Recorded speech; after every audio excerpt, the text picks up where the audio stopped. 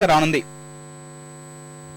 విద్యుత్ కోతలతో అల్లాడుతున్న ప్రజల కష్టాలు తీర్చేందుకు ప్రత్యామ్నాయ మార్గాల వైపు ఉత్పత్తి సంస్థలు అడుగులు పడుతున్నాయి.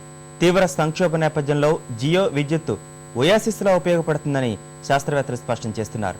భూగర్భ నీటి ఆవిరి నుంచి కరెంట్ను ఉత్పత్తి చేసేందుకు ఇప్పటికే ఓ సంస్థ నెట్క్యాప్ అనుమతి తీసుకుంది.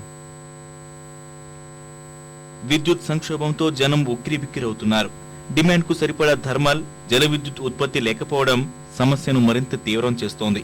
ఈ పరిస్థితుల నుంచి ఉపశమనం పొందేందుకు ప్రత్యామ్నాయంగా జియో విద్యుత్ చక్కని మార్గంగా కనిపిస్తోంది. ఇప్పటికే ఐస్లాండ్, న్యూజిలాండ్ సహా 24 దేశాల్లో ఉత్తమ ఫలితాలు ఇస్తున్న భూగర్భ నీటి ఆవిరి విద్యుత్ వైపు దేశంలోనూ సానుకూల పవనాలు వీస్తున్నాయి. ఎన్జీఆర్ఐ, ముంబై ఐఐటి నిర్వహించిన సర్వే ప్రకారం దేశంలో 10,500 మెగావాట్ల ఉత్పత్తికి అవకాశాలు ఉన్నట్లు స్పష్టమైంది.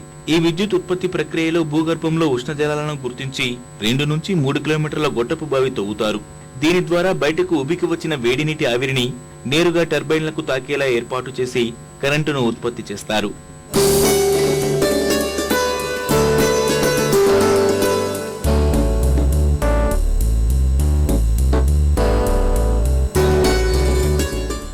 తీవ్రమైన విద్యుత్ లోటు ఎదుర్కొంటున్న రాష్ట్రంలో జియో విద్యుత్ ఫలవంతమైన మార్గమని శాస్త్రవేత్తలు అంటున్నారు. రాష్ట్రంలో 1,500 మెగావాట్ల విద్యుత్ ఉత్పత్తికి అవకాశం ఉందని సర్వేలు చెబుతున్నాయి.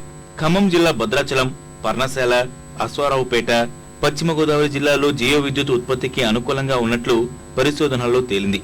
పలు ప్రాంతాల్లో విద్యుత్ ఉత్పత్తి కోసం జియో సిండికేట్ అనే సంస్థ ప్రయత్నాలు ప్రారంభించింది. జియో సిండికేట్ పవర్ అని చెప్పి 2007లోను వాళ్ళు ఏమన్నారంటే, ఈ రాష్ట్ర ప్రభుత్వం రాష్ట్రంలో మనకి ఎంత పొటెన్షియల్ ఉంది ఏమిటి అనే దాని మీద ఒక సర్వే టేకప్ చేసి ఈ ప్రాబబుల్ లొకేషన్స్ ఐడెంటిఫై చేయడం జరుగుతుందని చెప్పి తెలియజేశారు. దాని ప్రకారం గవర్నమెంట్ ఆయనకి పర్మిషన్ ఇవ్వడం జరిగింది. 20 మెగావాట్స్ ఖమ్మంలో ఉన్న అశ్వరావుపేట, ఖమ్మం డిస్ట్రిక్ట్లో ఉన్న అశ్వరావుపేటలో, అశ్వరావుపేట దగ్గర ఉన్న జియో థర్మల్ ఏరియాస్లో ఈ పవర్ని ఎక్స్పోర్ట్ చేయడానికి వాళ్ళు అప్లై చేస్తున్నారు. దాన్ని 20 మెగావాట్లు శాంక్షన్ చేసి అది రెగ్యులేటర్ లెవెల్లో ఉంది. ఇంకా అది ఫైనలైజ్ కాలేదు. హియరింగ్స్ జరుగుతూ ఉన్నాయి.